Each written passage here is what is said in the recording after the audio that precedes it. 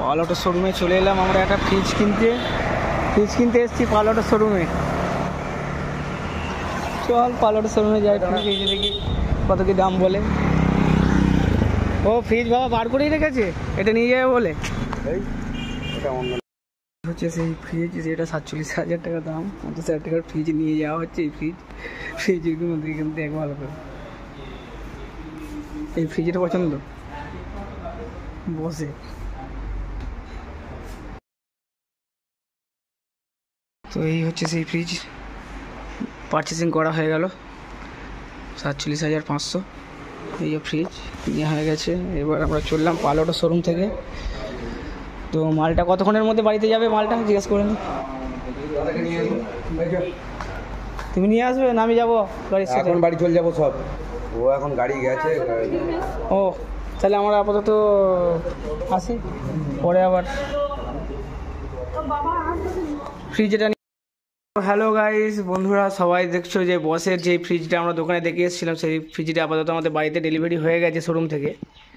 তো এখনও ইনস্টলেশনের জন্যে ওদের স্টাফ আসার কথা ছিল, এখনও আসেনি। তো আসলে পরে নেক্সট ভিডিওটা দেখাবো। হ্যালো বন্ধুরা, আমাদের এসে গেছে নতুন।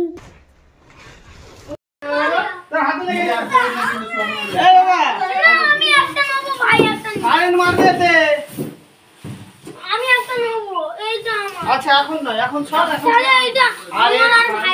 না এখন সব কারেন্ট মারবে বলতে শুনতে পাবেন।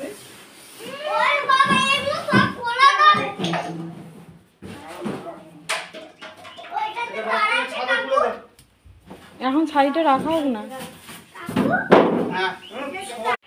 এই ডোরটা 1 মিনিটের বেশি খোলা থাকলে সাউন্ড হবে, নিচের ডোরগুলো 2 মিনিটের বেশি খোলা থাকলে এরকম সাউন্ড হবে। আচ্ছা, আর এটা রাখছেন এই জায়গাটা অন্তত একটু ফাঁকা রাখবেন, নাহলে এইটা আপনি যদি ফ্রিজের ভেতর ঢুকে যায় দরজা বন্ধ হবে না। যখন দিল্লির বন্ধ রাখছে পরে আবার দেখবেন খুলে যাবে। এটা হচ্ছে নর্মাল ফ্রিজ। কিন্তু দেখুন কোনো অপশন আছে ফ্রুট ভেজিটেবল, যদি ফল লাগেন ফ্রুটের দিকে।